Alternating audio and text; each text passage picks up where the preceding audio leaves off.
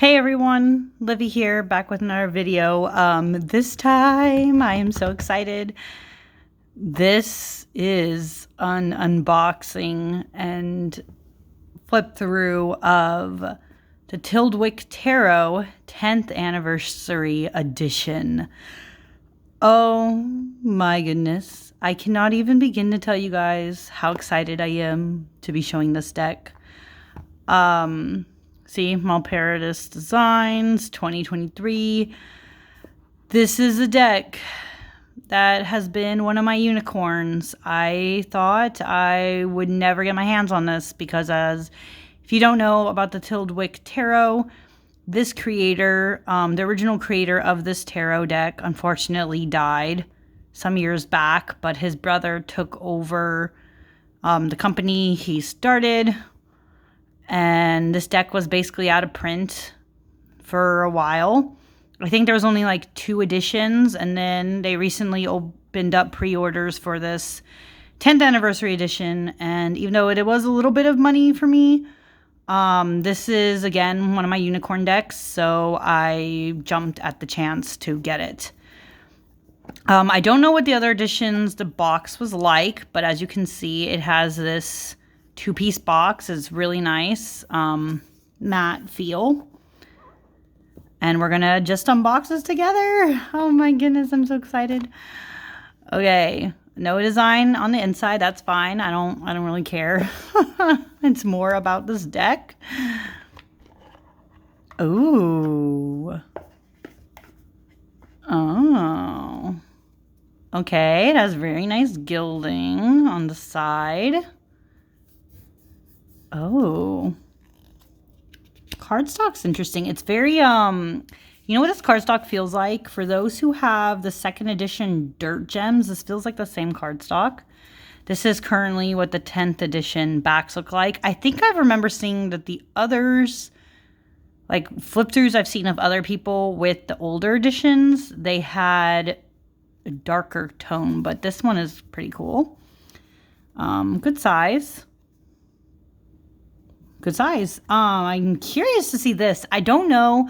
I could not tell you if this deck ever had this little guidebook before, but it has a little guidebook for the 10th anniversary.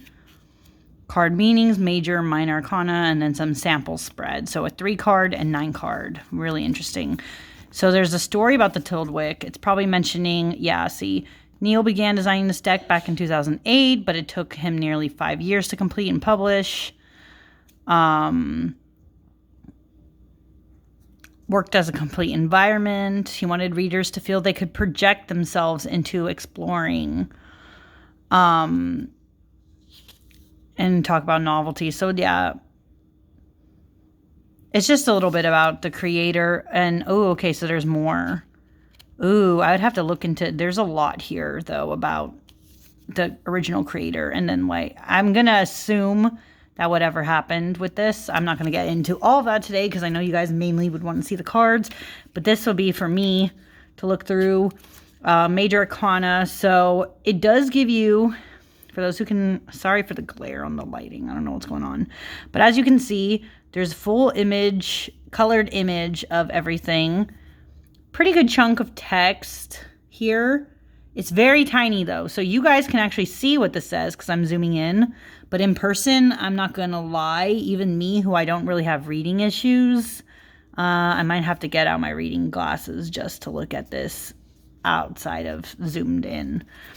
So it's really, really tiny text, but there is a lot of text. The minor arcana looks like gets some too, but as you can see, it's kind of more like a sentence, but it's full colored. But then it gives you example spread, so a 3-card spread, how that would work. Past, present, future, of course, is what they gave. Then there's an example of a 9-card spread, which looks like a tableau. Center card, corner cards. Yeah, it's basically a tableau. And then, okay, interesting. So that's that. That's the little guidebook. I'm surprised they even come with one, so that's good. It probably gives more information about Neil's process. But I'm excited to get into these cards. Oh my goodness. Oh my goodness. Like I said, the feel of this deck is really nice. It feels just like, for me, it feels like my copy of Dirt Gems, except that it has more of a texture. It's almost like more matte instead of smooth. I don't know how to explain it, but yeah, it's really nice. But these are, I'm going to flip through this, and then you guys can see. Let me zoom it this way, and let me try, sorry guys, I'm going to fix this for you all so you can see them a little better here, because I know these are going to be amazing, and I've been so excited about this deck. So without any further ado, let's get into the cards. So this is our Fool. I really like this Fool, actually. Mostly because of, look at that cool, like, old Venetian looking masquerade mask. That is so cool.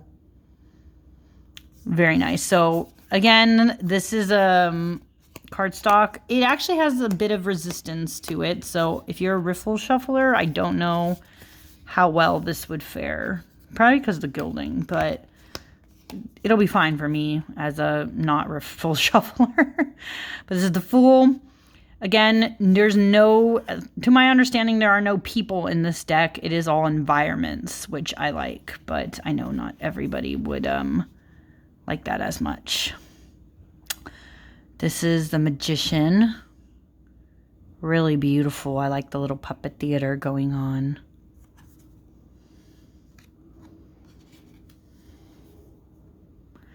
The High Priestess.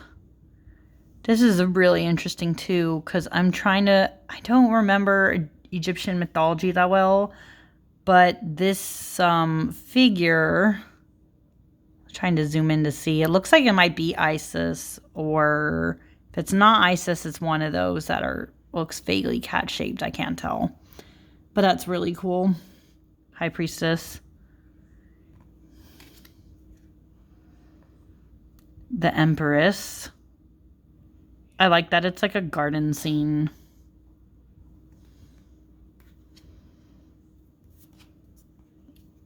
The Emperor. This is pretty beautiful too. I get the same feel of what this card is supposed to be about, even with the background. That's what I think I love and always admired about this deck, even though I wasn't able to get it until now, is that these backgrounds really do fit perfectly, in my opinion, with the meanings of the cards. Like, even obviously the Hierophant's renamed here to just being the Pope, but as you can see, this is clearly the Pope. You get the idea of the original RWS in this, but it doesn't have the same imagery. It is so cool in that way. Like, even the lovers here, really cool. I forget who these two are supposed to be. Like, that's a famous Grecian or Roman figure that looks almost like the... No, I don't think that's it. Never mind. But this one I know is famous. That's really cool.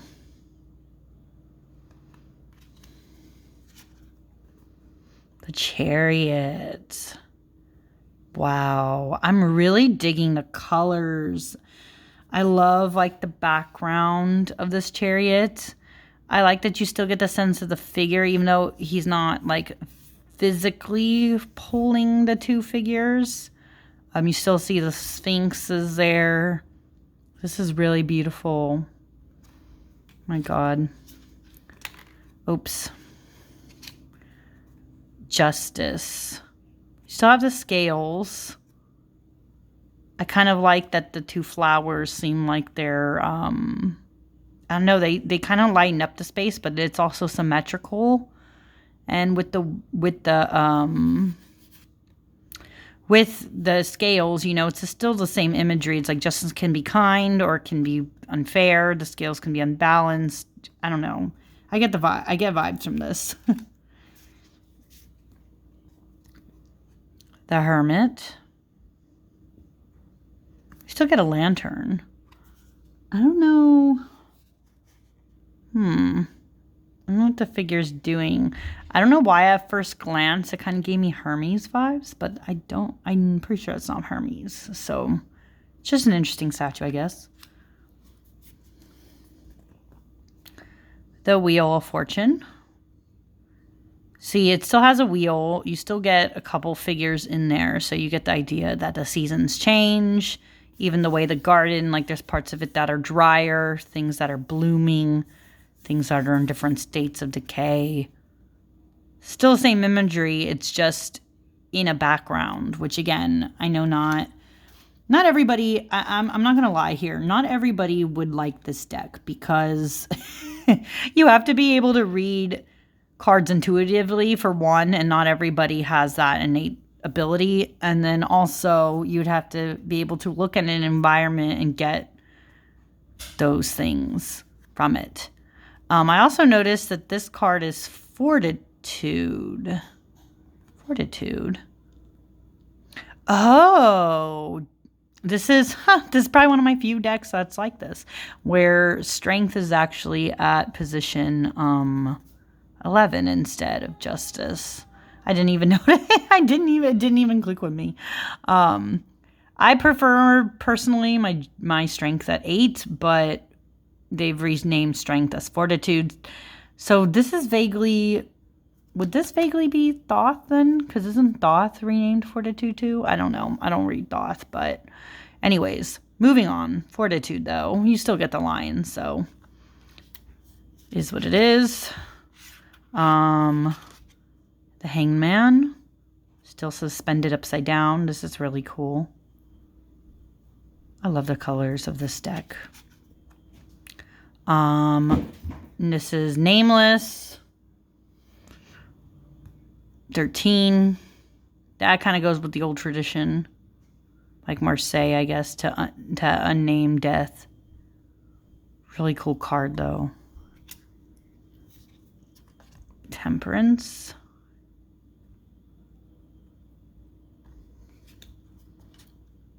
Oh, I really like this devil. That's really good. Like the mirror. Oh. There's just a lot. There's a lot for me to consider here. The tower. Kind of interesting that the tower, like you get the vague sense that there is a tower, but it's very far in the background. But this also looks like a mirror, not a window. So then maybe it's a reflection or it's painted on. I'm not sure. But it's really cool. You still get the sense that it's breaking, that something's falling down. Really cool. The star. Really pretty.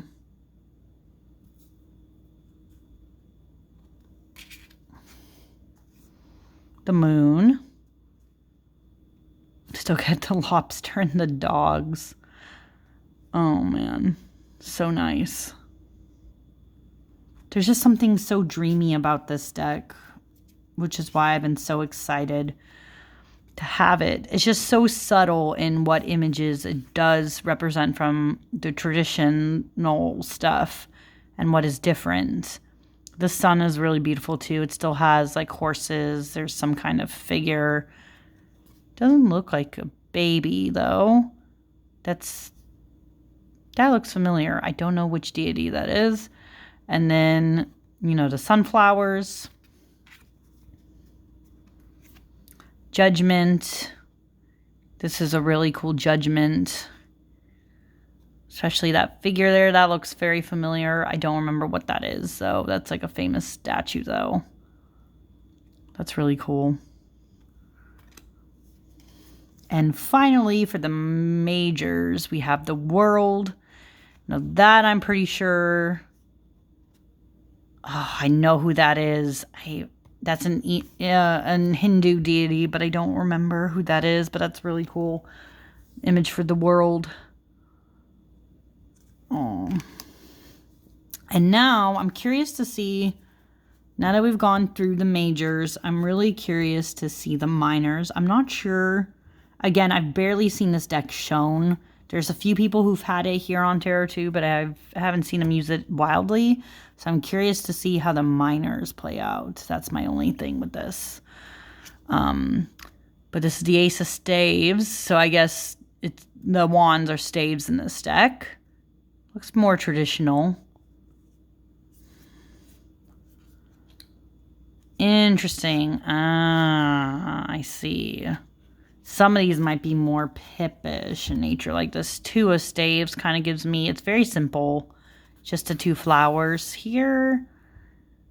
This is kind of the first card in this deck that kind of feels a little flat. Because this one, obviously, the 3, you can still see the sense that you're going on a journey with the boat. So it gives you some background. And even the 4, you get a sense of celebration because, or like completion, because there's the 3 paintbrushes. They've done some kind of art. You get something from it, but the 2 kind of rang a little flat for me. 5. Oh, Grecian in nature. Still shows conflict. It just shows the aftermath, kind of when history would have passed for it. That's really interesting. 6. I mean, you still get the laurel, but this one also kind of falls a little flat just because, like, it's very vague, the sense of victory with this one. 7. Interesting with the little nutcrackers. The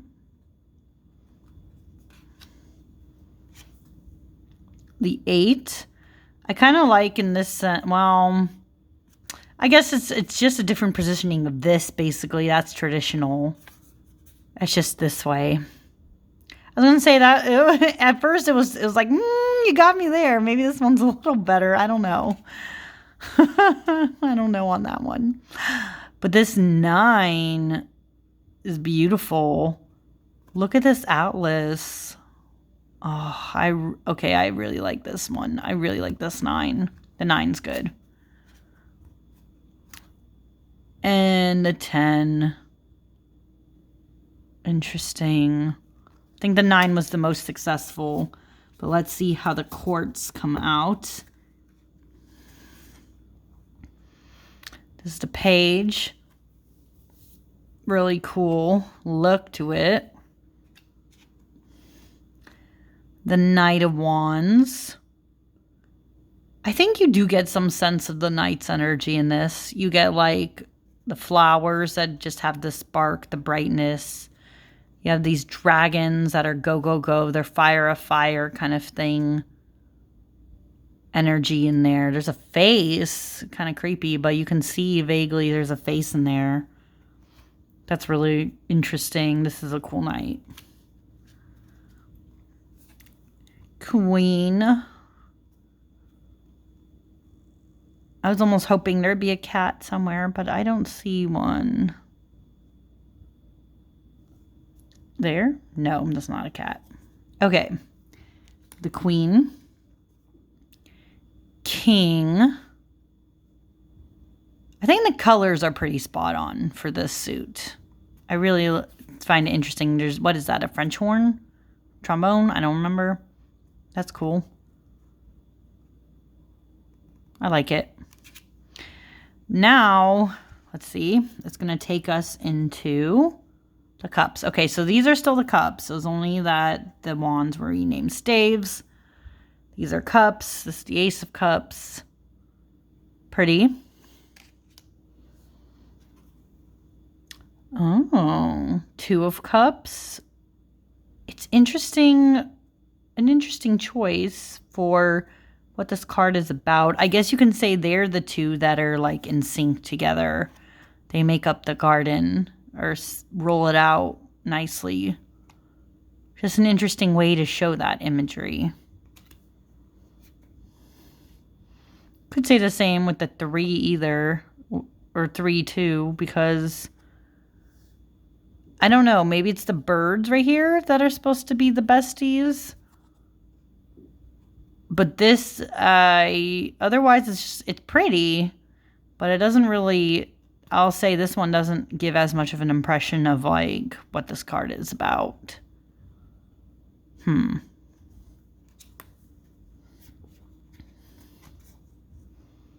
4.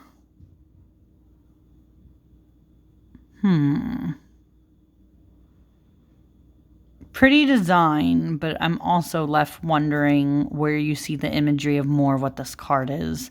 Maybe the face up here is kind of pouty. You'd really have to look.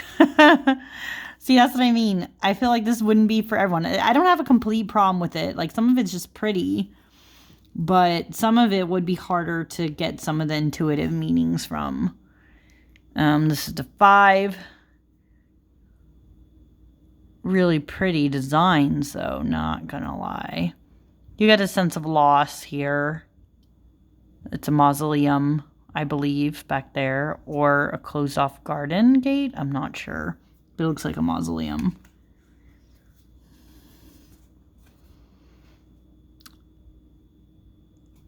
The 6. The 6 is a little plain. I don't know. I wish I knew. These are probably just people's initials or somebody familiar. Maybe it'd be more important that way, but it doesn't do as much for me.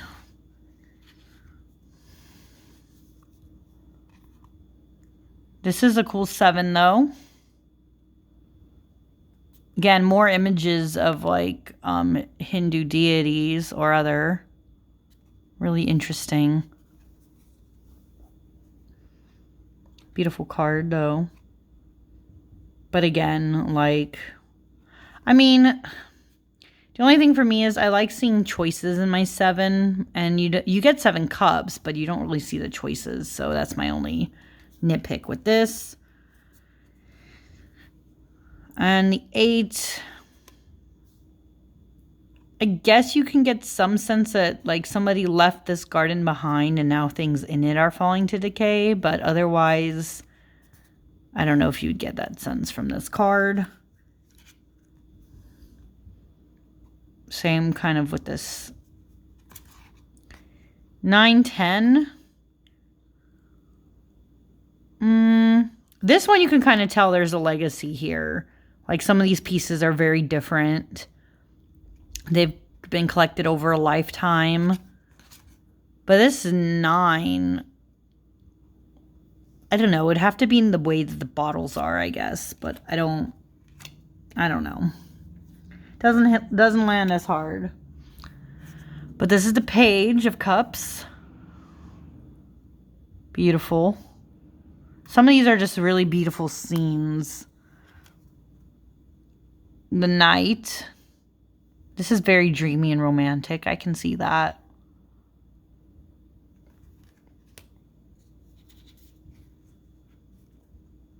This is the Queen.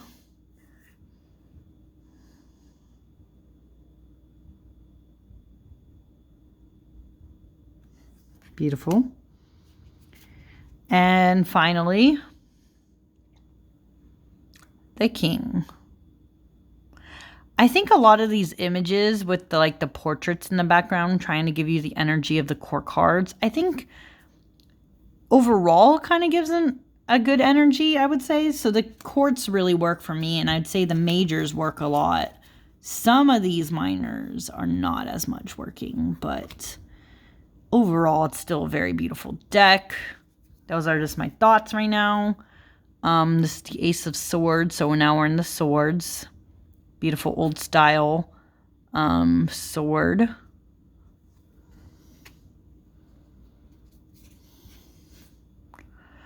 The Two of Swords being a cage, though, that makes sense. But the bird already flew out of it. Interesting. A lot that could be said for that.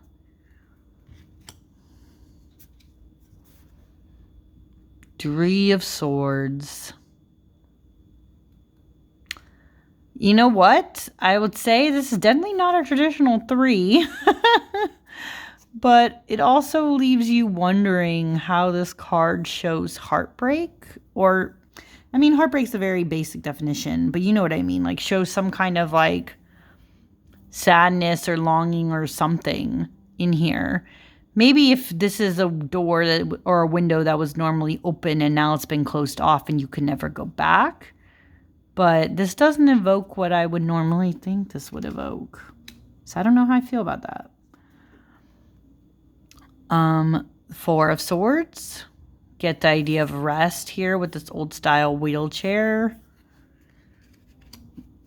Probably because it's so bad that, you know, health is not the greatest.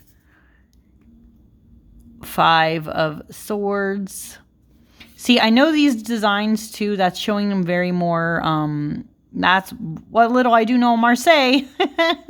That's showing some Marseille. Five of Swords, though, you get the sense that, like, things are not great. not a tender love and care environment. But this Six of Swords is cool. It shows the old world maps and the globe. That's really cool imagery to say to like kind of leave something behind in a different way. I like that. Oh, sorry, warning, there's a beetle or something here. Seven of Swords. Don't really get the sense of what this card, unless I was able to read this text, and I think I only would if I zoom in like this, but even then it's very small cursive. Don't think most would be able to read what this is about. The 8, barbed wire. I guess you get some sense that you might be trapped behind it, but you could probably overstep the wall if you need to.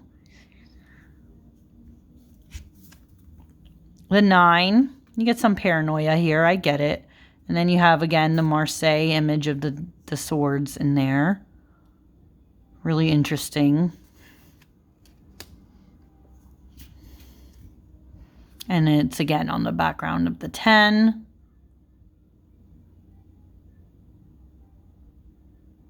You don't really get how... unless it was this figure that's very depressing. I don't know. There's a razor blade, so you could say, uh-oh, like something happened. But I don't know. But anyways, let's get into the Page of Swords. Beautiful. The Knight.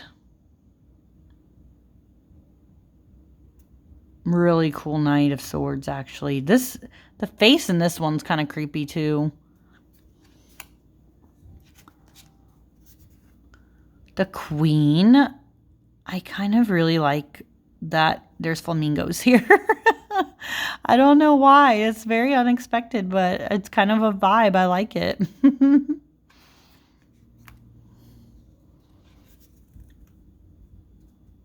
And then the King.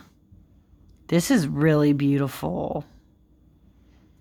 I just like the fan. I think the faces are interesting. There's butterflies up above, the peacock feathers here. It's very pomp, but I still really like this one for the King. And finally, we're in the last suit. We are in the... Oh, okay, so they are named coins for this. So this is the Ace of Coins.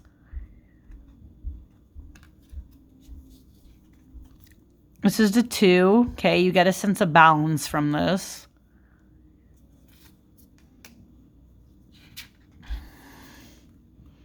The 3. Nice. It's pretty. You don't get the sense, though, that there was teamwork necessarily, except just the old, it harkens back to the traditional image, but not as much otherwise. This is the 4. Don't really see this as much as being frugal, unless whatever was in here was once locked away. I don't know. 5.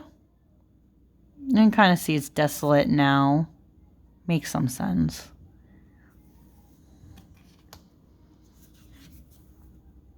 The 6.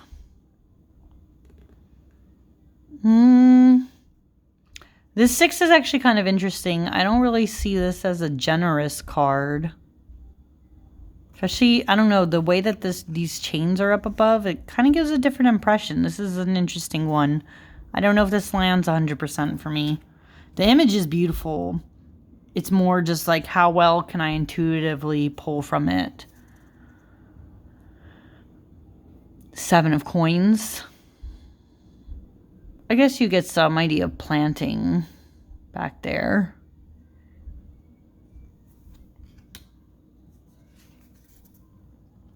The 8.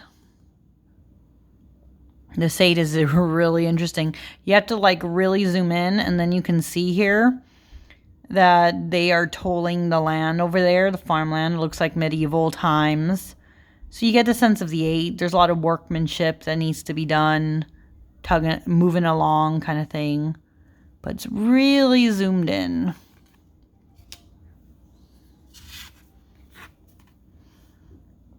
The 9 of coins. A lot of different boxes and treasures and things.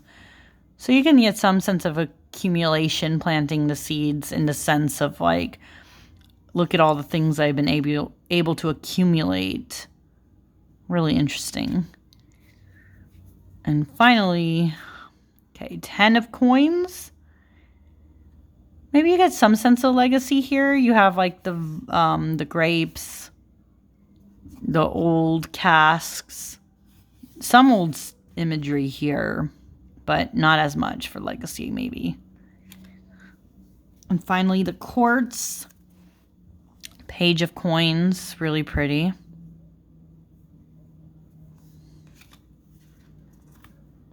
Knight of coins. I like that. The queen. Really cool that she has the frogs for some reason. I don't know why I'm digging that imagery. She also looks very regal in there, if you can see the face very vaguely. And finally, the king of coins. Really, really cool in the end. I think, I don't know.